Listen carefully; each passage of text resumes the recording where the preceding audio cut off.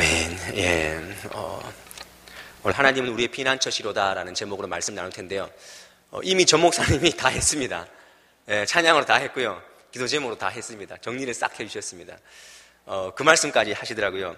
알지만 확인하는 시간이 되자. 예. 예. 제 원고를 보셨나봐요. 우리 옆에 분과 이렇게 한번 인사했으면 좋겠습니다. 말씀 안에 능력이 있습니다.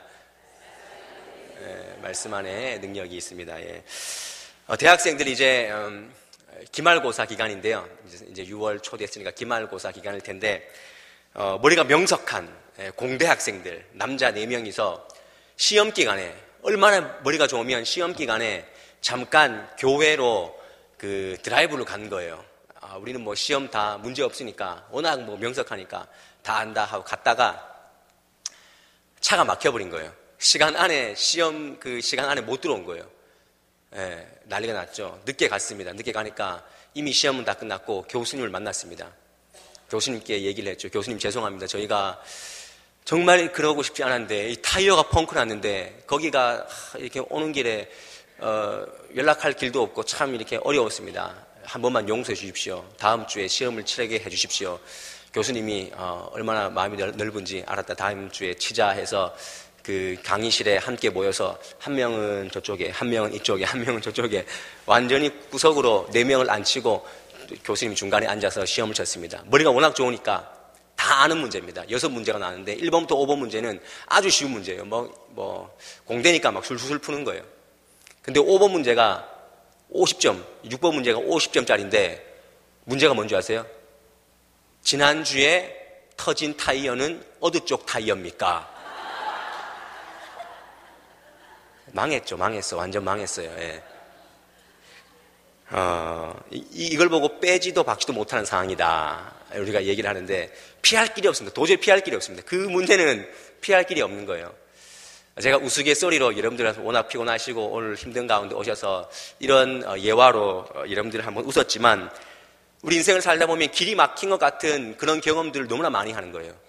저는 아직 어려서 길이 얼마나 막혔는지 정말 여러분들이 경험했던 그런 길막힘의 상황은 제가 다 이해하지 못할지라도 우리가 살다 보면 길이 막힌 듯한 정말 빠져나갈 수 없는 그런 상황들이 우리 삶 가운데 맞닥뜨리게 된다는 것입니다.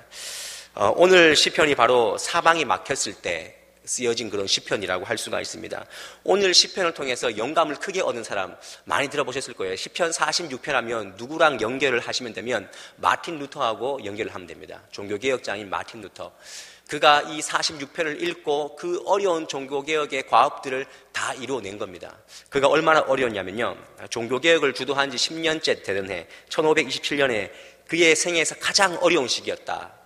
설교 중에 쓰러져가지고 어지러워서 설교를 중단할 수밖에 없는 그런 상황이었고 또 몇 달 후에는 귀에서 계속 윙윙거리는 소리 때문에 심한 통증으로 앓고 있었고 그 이후에 우울증, 심장병, 또 합병증으로 정말 고통의 세월을 살아가야 됐던 사람이 마틴 루터입니다. 그리고 그해 또 독일 전역에 흑사병이 퍼져서 옆에 있던 동료들을 먼저 떠나보내는 그런 상황이 마틴 루터의 상황이었는데 그 상황을 이 시편으로 위로받고 이길 수 있었던 사람이 마틴 루터였다는 것입니다.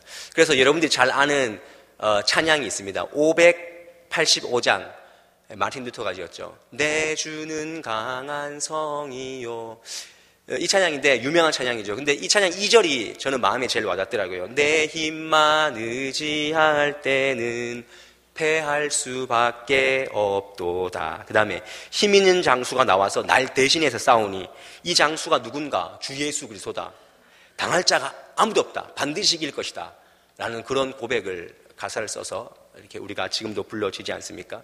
주님을 전적으로 의지했던 그런 마음입니다. 우리가 성서의 배경을 찾는다면 이 오늘 시편 46편하고 연관이 된 그런 어떤 상황이 있다면 열왕기하 19장에서 우리가 그 상황을 볼 수가 있습니다.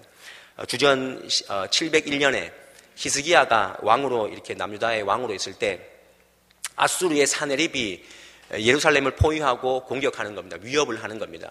약 20만 명, 20만 명에 가까운 그 병력이 성을 진친 거예요.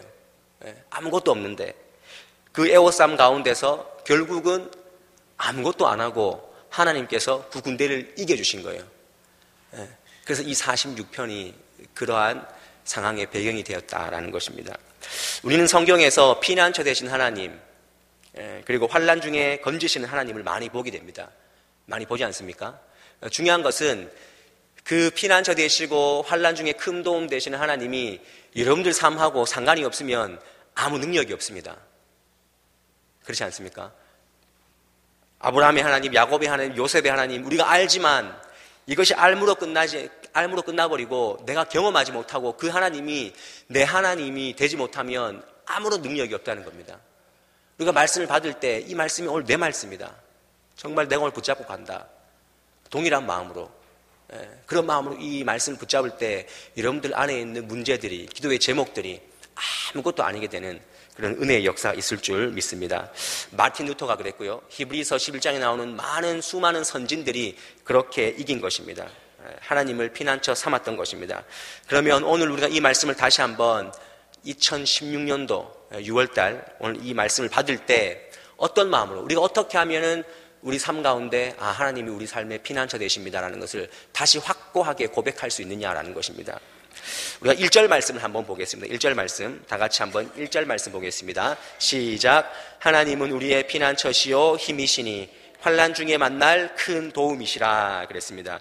여기 보면 이 고백 안에, 1절의 고백 안에 인간의 연약함을 드러내는 그런 고백이라는 것을 우리가 알 수가 있습니다. 하나님은 우리의 피난처시요 환난 중에 만날 큰 도움이다 그랬습니다. 여기서 말하는 피난처는 무너지지 않는 견고한 성입니다. 그러니까 내가 피할 존재가 되는 거죠. 내가 약해질 때, 내가 작아질 때 피난처에 들어갈 수 있는 겁니다. 그리고 큰 도움이라 그랬는데 이것은 내가 작기 때문에 하나님이 크게 보이는 겁니다.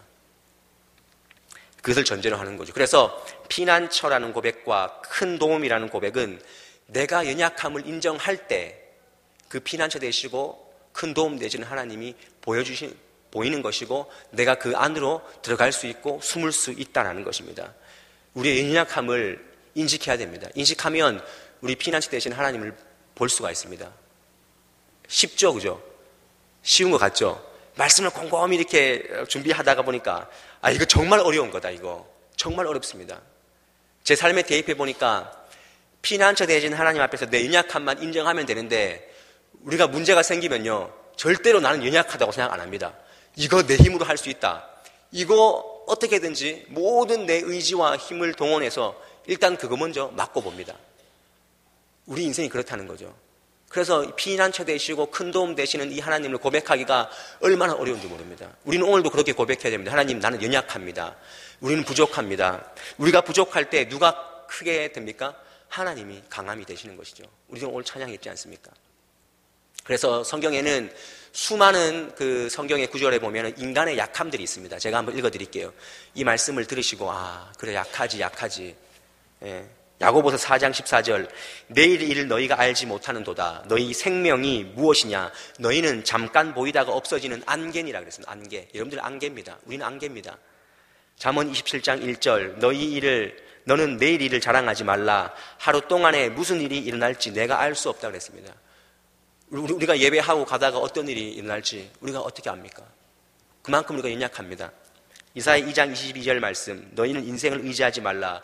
그의 호흡은 코에 있나니 새말 가치가 어디 있느냐 그랬습니다.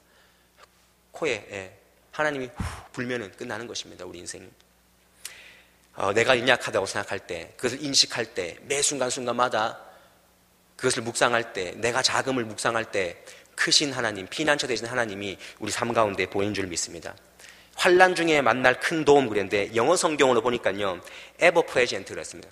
이 present라는 뜻은 오늘이라는 단어인데 ever라는 단어를 붙였어요. 그러니까 순간순간 항상 존재해야 되는, 우리가 워낙 약하기 때문에 하나님이 항상 존재해야 돼요. 우리 옆에 항상 매일매일 순간순간 계속해서 도와주셔야만 살 수 있는 존재가 우리라는 것을 오늘 말씀을 통해서 알 수가 있는 것입니다.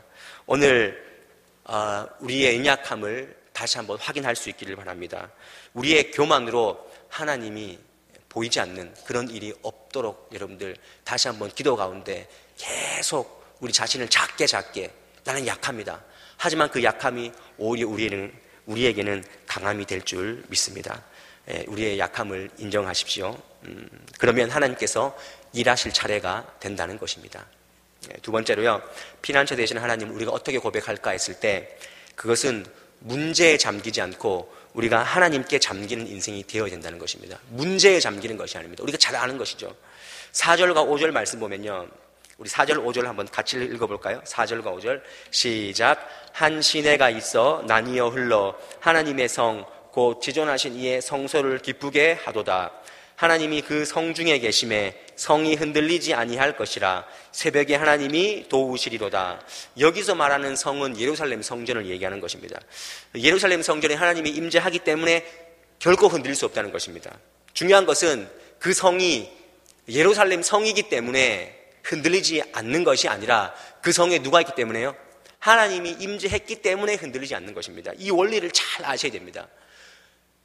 예루살렘 성 자체의 의미가 있는 것이 아니라 그 성에 하나님이 있기 때문에, 그렇다면 반대로 그 예루살렘 성이라 할지라도 하나님의 임재가 떠나버리면 그것은 이방 손에 짓밟힐 수도 있고 불탈 수도 있다는 것입니다.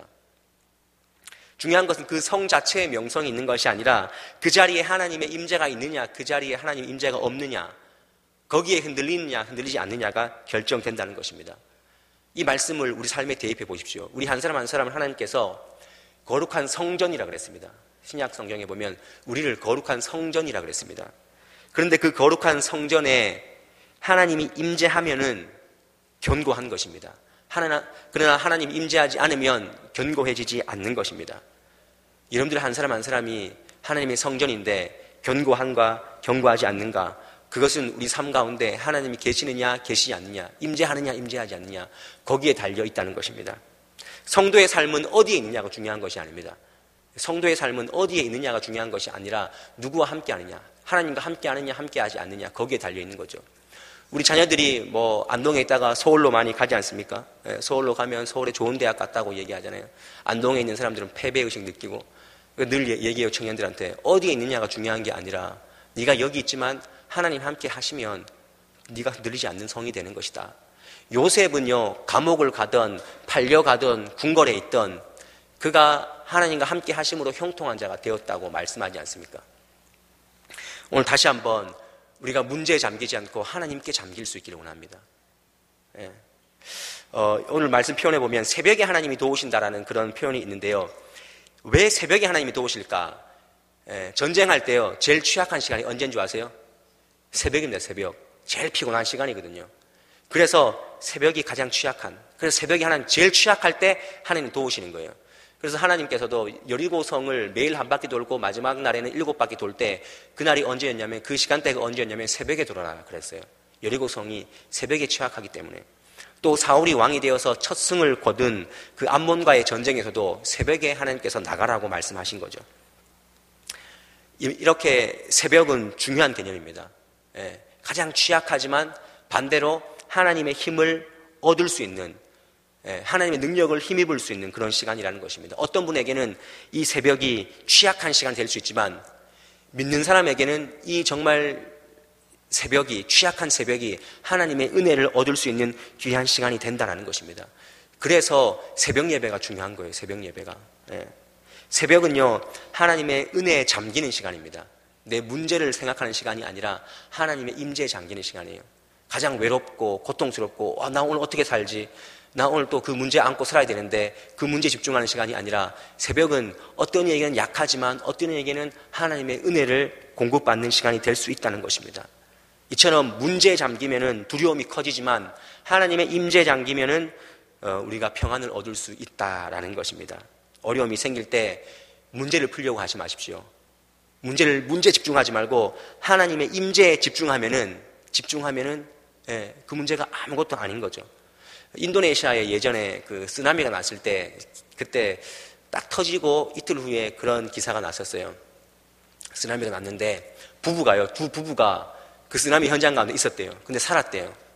뭐 하고 있었냐 물어보니까 잠수하고 있었대요. 잠수통 들고 밑에 잠수하고 있었어요. 근데 어땠냐라고 물으니까 조금 이렇게 흔들리는 것 같았다. 그런데 별 문제가 없었다. 제가 그 기사를 보고 그 뉴스를 보고 우리가 하나님의 임재에 깊이 잠기면 문제가 와도 요동하지 않겠다라는 그런 생각을 한번 했습니다. 우리 건춘희 권사님 계시네요. 건춘희 권사님 그때 변명을 듣고 바로 이제 경대병원에 간 적이 있는데 저희는 목사님하고 가면서 굉장히 이렇게 좀 심란했습니다. 많이 심란했는데 상황이 바뀌었어요. 저분이 아픈 사람 같지 않더라고요. 얘기를 50분 동안 하는데 저희는 얘기할 시간을 안 주고 본인은 50분 동안 얘기를 하는데 뭔 얘기를 하냐면은 자기는 아픈데요. 옆에 있는 사람, 문제 있는 사람을 어떻게 하면 위로해주고 어떻게 하면 구원할까? 그것에 집중해가지고 어떻게 하면 하나님께 이 영혼을 갖다 바칠까? 이 생각을 하다가 자기 몸 아픈 것도 모르고 그렇게 사셨다는 거예요. 제가 그 얘기 듣고 정말 은혜를 받았어요. 저것이 신앙인의 삶이구나라는 것을 제가 깨달았습니다. 문제에 우리가 집중하면은 계속 딜레마입니다. 계속 힘듭니다.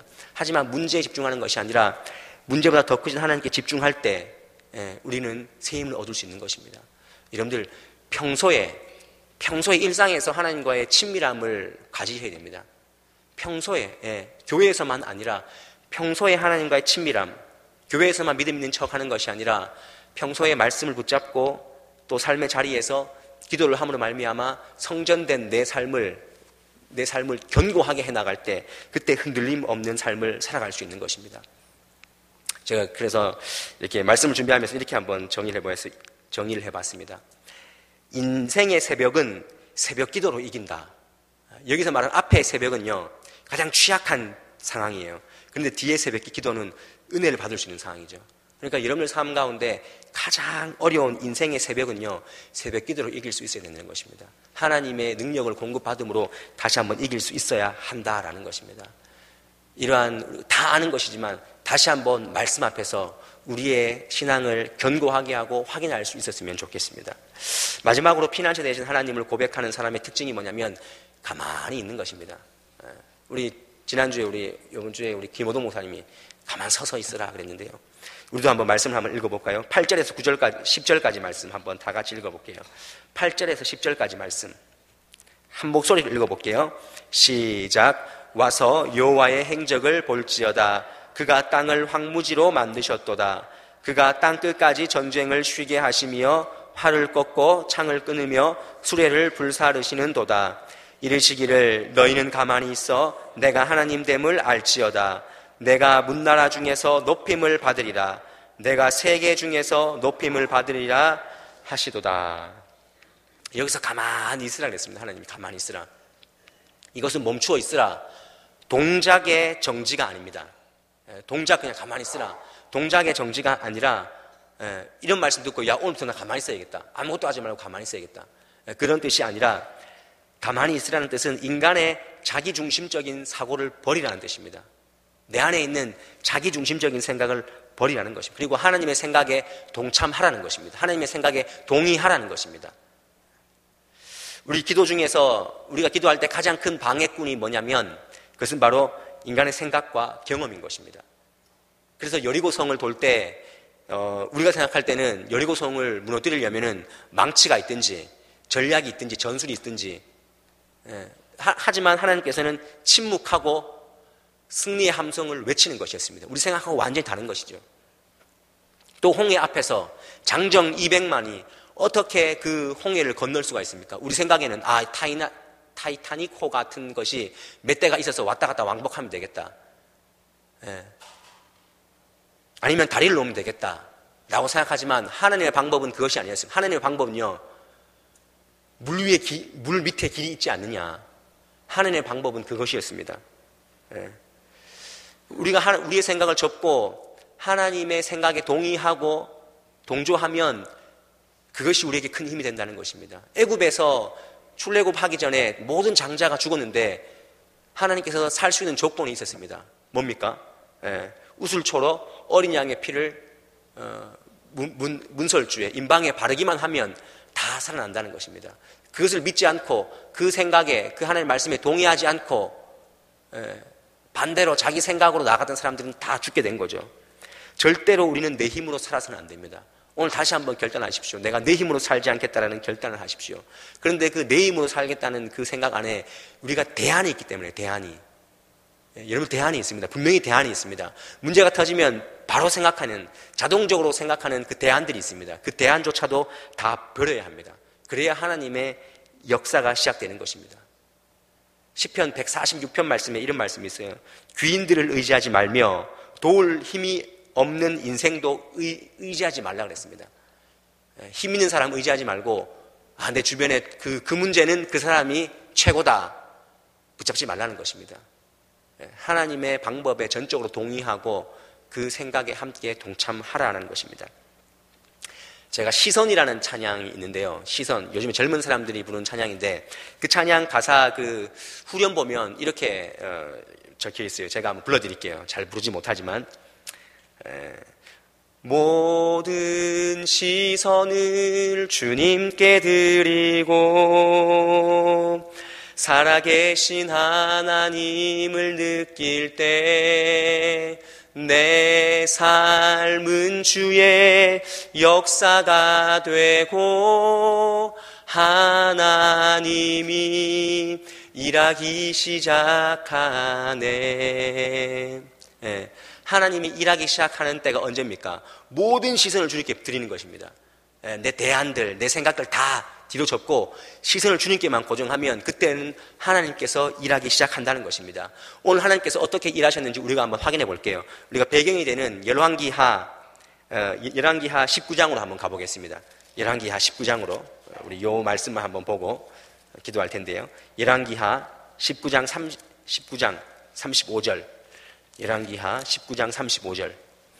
하나님이 어떻게 그 아수르 사내립 군대를 하나님께서 처리하셨는지 이 말씀 한 구절에 다 나와 있습니다. 제가 가진 구약성경 597쪽에 있습니다. 597면에 있는 열왕기하 19장 35절 말씀. 열왕기하 19장 35절 말씀. 네. 오늘 이 말씀에 위대한 말씀의 역사가 여러분들 삶의 문제의 어떤 바람이 되고 이런 역사가 또 동일하게 있어지기 원합니다. 35절 다 같이 읽습니다. 시작. 이 밤에 여호와의 사자가 나와서 아수르 진영에서 군사 18만 5천 명을 친지라. 아침에 일찍 일어나 보니 다 송장이 되었더라. 뭐가 됐다고요? 송장이에요. 송장이. 이스라엘 백성들이 자기 손으로 싸운 것이 아니라 하나님 앞에 가만히 하나님 앞에 집중했을 때 여호와의 사자가 나와서 18만 5천 명을요 그냥 송장을 만들어버렸다는 것입니다. 예. 역사가 헤로도토스가 쓴 그 역사라는 책에 보면은 아마 이렇게 죽을 수밖에 없었던 것은 아마 패스트 때문이다. 그 질병 패스트. 예. 또 요세푸스도 동일하게 그렇게 얘기를 하는데 어쨌든 이스라엘 백성들이 한 것이 아무것도 없습니다. 하나님을 전적으로 신뢰한 것밖에 없습니다. 하나님의 방법은 사람의 손이 아니라 하나님의 손이었다는 것을 분명히 우리가 알 수가 있습니다. 가장 위급한 새벽에, 그 새벽이지 않습니까? 가장 위급한 새벽에 큰 역사가 일어난 것입니다. 우리의 싸움은 우리의 지략으로 싸우는 것이 아닙니다.